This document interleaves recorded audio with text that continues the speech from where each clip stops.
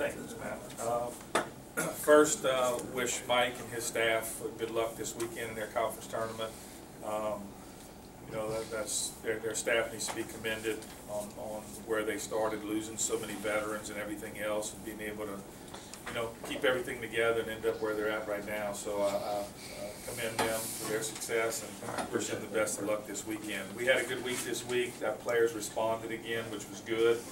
Coming back off the loss in the midweek, heading into the weekend, we were able to swing the bat again consistently throughout the whole weekend and play good defense. And the biggest thing we did was pitch consistently.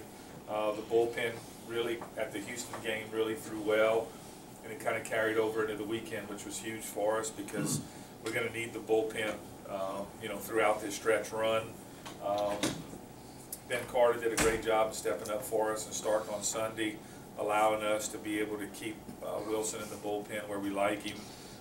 So we did some good things this week. Now we got finals this week.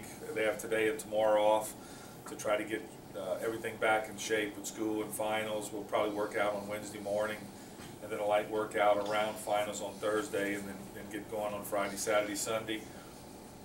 You know, South Al's coming in. They're a very good team. Coach Calvey does a good job there. We've been knowing Mark for a long time when he was all the way back at FIU, and from there he spent some time in South Carolina and won a couple national championships over there. So, you know, they're well coached. They're going to be a good team. The history of our two programs is highly recorded through the years. So it'll be just a great weekend. We got to be at the top of our game and ready to go. And I think the big thing is that this is one of the better hitting teams in the league too. So we're going to have to pitch well. And again, I still stand by what we said at the beginning of the season, that I thought we'd score runs, but we'd only go as far as we could pitch. So I think we're going to have to be ready this weekend and pitch good, because again, you can't give up 10 runs and 12 runs and expect to win a ball game. I don't care how good hitting you have. So open up the floor for questions you might have from last week or this leading into this week. You kind of touched on South Alabama.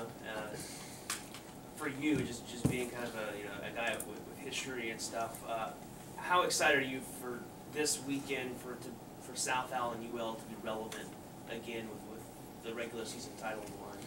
Well, one, you know, like Coach said earlier, you know, this is the time of the year he likes to be able to play against people that are coming after you, and that's when it gets fun.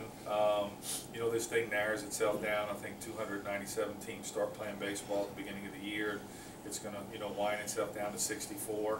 And then from 64, it gets itself down even more than that to 16, and then 16 to 8. So every time it winds itself down, I think the intensity goes up because you're starting to face people now that don't quit. They can respond. They know how to fight. They do more than just hit or pitch. They do a little of all three. So I think the baseball, the actual game, a contest against each other gets heightened. Then this one, of course, you throw the history in it, and it gets even heightened even more. So I'm just glad that it matters. You know, we sat as coaching staffs around the league this fall in August in our coaches meeting, and every one of us were disappointed in what had happened the year before with our conference RPI, and every one of us, you know, made the vow to try to, you know, get ourselves back to the top again and get this conference back viable again as it has been in baseball. And so he's done that, we've done that, and so now I think it makes for a fun weekend, something that means something, instead of just playing a meaningless weekend. So how much extra emphasis do you put on that, or do you just you know, assume that they know the ramifications of it, let them go out and play? Well, that's kind of what we do. It's kind of what Coach said earlier. You know, we just want them to play and do what they've been able to do, try not to change anything. In athletics, I think you have to be careful sometimes, because the way you've been playing, sometimes if you change things, it's not always work out for you. So the big thing we want to do is just stay where we're at. We think we have a hungry team. We know that you know, they have the ability to respond. We know they care. I'm very proud of what this team has accomplished, and coming from where we were to where we are now. And so I don't think this is a satisfied team either. I think they want more than just where we're at right now. So we're going to work hard and stay consistent. We have not strayed from nothing that we've done from the fall into the spring. We haven't let one loss or one win change any of the way we've practiced, any of our approach. We learned early in the fall what our approach was, and then we vowed to keep that approach throughout the whole season. So we'll stay on task this week and keep doing the things we've done week after week, not change really anything, and let them take care internally of what I think they know what's at stake this weekend. Did Carter earn another start, or are you going to play that, you know? Well, we'll see. We'll see. You know, what we like, what we're starting to get, which is good, is we're starting to get matchups better now. We're starting to be able to match up left and rights. And, you know, we set the game up on Sunday to start a righty where he'd play more lefties. And then from there, come back in with a lefty. And if he would dump any righties, then we'd have Hicks back up for the righty. So we're getting a little bit better at matching up now because we can use Wilson out of the pen, out of the left side. We can also use Smith out of the left side. He can actually start for us if they're full of lefties, or if their lefties are giving us a hard time. But Ben threw well enough to get another start, yes.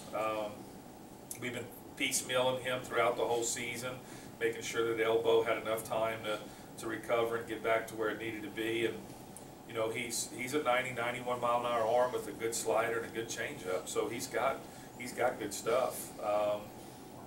We just been piecemealing it, and then when he got to around I told the coaches, you know, we really asked him to go 3 innings for us just to get us off to a good start, and we got 5 out of him and got to around the 67, right the 70 pitch mark, which I didn't want him to go any further than that his first time out with that elbow. So he deserves another chance. We wouldn't give up on Plitt either. Plitt's thrown well. He hung one slider in Houston. It left the ballpark, and you know, that kind of did us in.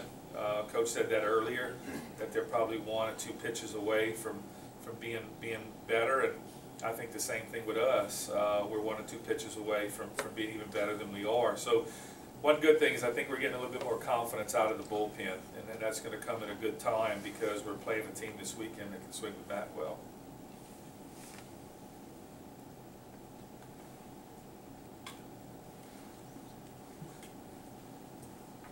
You were talking earlier about not wanting to have too much change or whatever, but you did make one big change with sending Jace over to first. Is that something you think you'll ride the rest of the way? And also, and maybe part of that, when was the last time you found it this difficult to find places in the lineup for as many bats as you have? Well, it's you know, it's been tough because we knew coming out of the fall and watching ourselves play against each other, every inter-squad game was a battle. It wasn't like, you know, one team just killed the other team. It was a battle all the time. So we knew we'd have some issues. We thought it would work itself out. And one good thing is I think this team has done a good job of staying together through this because, you know, having a lot of talent's good, but it can also cancel itself out too sometimes. And so I thought they've done a good job of letting us platoon, letting us play the people we feel at the time need to be in the lineup, and then supporting the guy that is playing. And that's the big thing that I'm the proudest of guys supporting the guys that are getting their name called and that are playing. We went to that lineup, you know, probably right maybe before Miami or something, and it looked good. We gelled. We scored some games. We got productive with it. So, you know, we'll continue to use it, but you know, we'd love to get Compton back. I mean, that's no secret. The team pulls for him. I mean, even the fans the other night were pulling for him. They all know what he's kind of going through, and we'd love to have him back full time if we can. But I think he carries the same mentality that the other guys have. That, you know what, I'm going to support the guy in front of me now, and then next time my name's called, I'm going to come back out and be ready to go. So that's the one thing I think we've been fortunate with, because playing all those outfielders, what's helped us was by moving. It's not really Compton's situation that we really addressed as much as it was getting Leonard's in the second base, because it gave us the opening to play that other outfielder. That's been the biggest thing, and then it was a process of elimination from that point on. Jace then moved over to first because he was a little bit cold at the time. So it wasn't really more of a Compton move than it was really getting that extra outfielder into the ball game. And then when we went to that lineup, we scored a lot of runs. We looked like we got a lot of rhythm throughout the lineup and stuff. So we're going to stick with it right now. But yet, you know, we've got Comp waiting in the wings, and he's doing a good job of working through what he has to work through and supporting the guy that's in front of him. Coach, you guys are a perfect 7-7 in weekend series at the T. Talk about that home field advantage. It's got to be, and obviously you'd like to make it 8 of 8. Well, I think you know, I think it's an experience thing. You know, I wish we'd have had the games on the road a little later in the season than early in the season, because at FIU we were a lot better team and a tough place to play and winning that series, and I think we could have done that. We hit those road games early, and I just don't think our experience was good enough yet. That's what's good about now. If going back out on the road at Monroe, and then we're lucky that the conference tournament is at home, but if we're fortunate enough to keep playing well and get to a regional, and it is on the road, I think we'll be better prepared this time, because I think we'll have gained more experience on these other road trips. But you know, we've taken care of home, and that's important. You know, you hear Coach Hudd say that all the time with their football program, and being able to try to take care of home has been important to us. And our pitchers are more comfortable at home, it looks like, so our ERA comes down. I think that's been the biggest difference. But then we went to Miami and pitched well against a good hitting team. So I really think it's experience. We get more experience now on learning how to play, whether we're on the road or at home. But I know we have been very successful at home, and I'm proud that the players have been able to take care of home, because that's where all your fans are. That's where the people come out to support you and watch you, and it's good when you can defend home when you have all your fans with you. For the past month, it seems like Dylan's kind of taken that next step of what you probably thought he would have in the beginning of the season. He kind of had that lull. What does that say about him being able to overcome that, and maybe kind of a draw to Compton, maybe doing the same? Well, I think it's almost identical situations. You know, one guy went from a starter every day last year, and then all of a sudden he went to a platoon player. And when you hit the platoon role, you have two choices. I mean, you can you know, go south, or you can stay right there and now be a good platoon player until it's your turn again. And I thought Dylan did a good job of that. I think Compton's done a great job of that. He's not at the end of the bench pouting. You don't see bad body language. You see a guy that wants to get back in, which is a good thing. I tell them all the time, you know, competition's good, controversy is what's bad. So I have no problem with them not being satisfied where they are.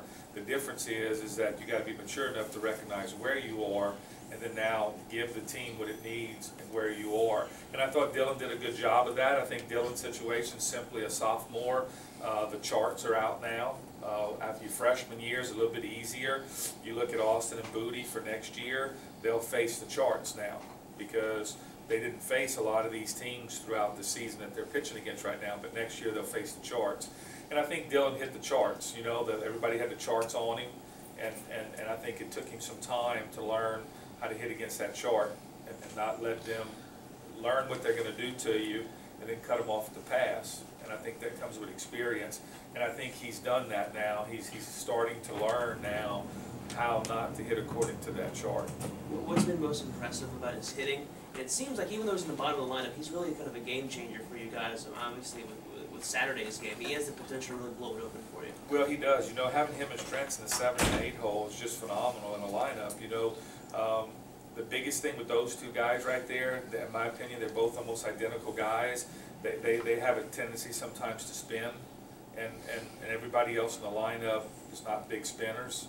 And I think when those two guys don't spin, and they start hitting the ball off the center field wall and off the right field wall, it's going to be a long game for that pitcher, because pitchers need a spinner. They need a hole in the lineup. They need a guy they can trick.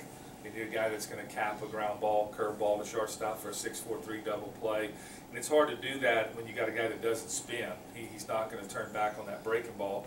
And when those two guys lock down and chase the green monster, you know, it's going to be a long night for the pitcher. And what Dylan did, I think, this weekend, what he's starting to do is he's starting to learn that he can chase the middle of the field, right center field, and still be okay.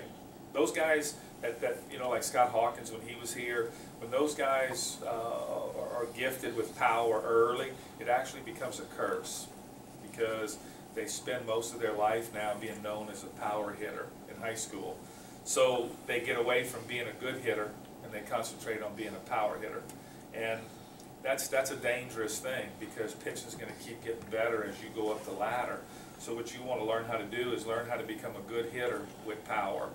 And I think that they're learning now how to become good hitters with power instead of being a power hitter. And there's a difference. There's a big, big difference. Guys that aren't born with a lot of power early, they don't have a curse, so they're going the other way.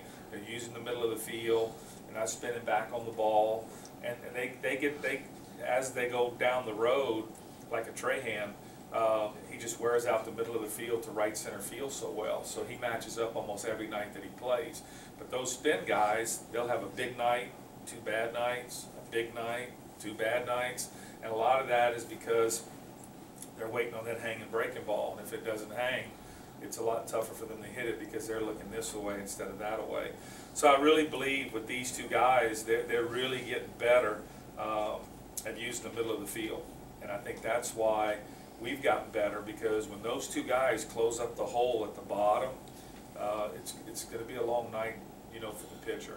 And I just think that's what Dylan's doing. He's starting to become more of a better hitter with power instead of always just wanting to be a power hitter.